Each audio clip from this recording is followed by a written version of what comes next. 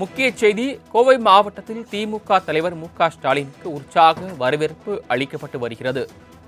அரசுமுறை பயணமாக சென்றிருக்கக்கூடிய கோவையில் திமுக தலைவரும் முதலமைச்சர் மு.க.ஸ்டாலினுக்கும் உற்சாக வரவேற்பு அளிக்கப்பட்டு வருகிறது.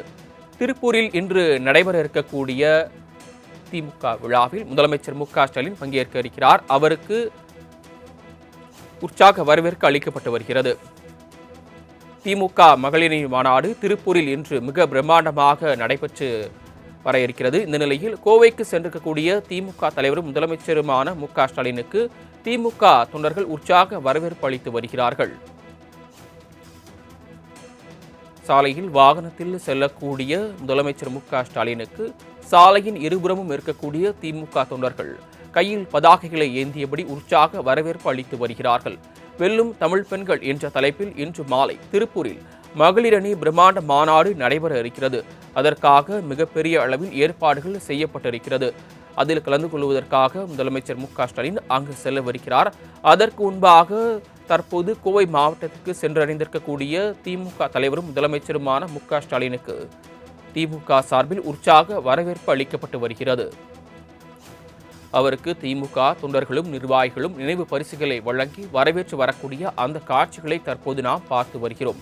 வெல்லும் தமிழ் பெண்கள் என்ற தலைப்பில் இன்று மாலை திமுக சார்பில் பிரம்மாண்ட மாநாடு நடைபெற இருக்கிறது. மாநாட்டில் பங்கேற்று முதலமைச்சர் மு.க.ஸ்டாலின் சிறப்புரையாற்ற இருக்கிறார். கூடுதல் விவரங்களை செய்தியாளர் சாலமன் அபிஷேக் வழங்க கேட்கலாம். சாலமன் அபிஷேக், விவரங்கள். வணக்கம் சரவணன். இப்போ பார்த்தீங்கன்னா திருப்பூர் மாவட்டம் பல்லடம் அருகே காரணம்பேட்டை பகுதியில் திருப்பூர் திமுக மகளிர் அணி சார்பாக எம்பி கனிமொழி தலைமையில் வெல்லும் தமிழ் பெண்கள் மாநாடு இன்று மாலை நடைபெற உள்ளது. இதில் 5 மணி அளவில் முதல்வர் மு.க.ஸ்டாலின் பங்கேற்று சிறப்புரையாற்ற உள்ளார். இந்த நிலையில் அதற்கான ஏற்பாடுகள் தற்போது முடிவடைந்துள்ளது.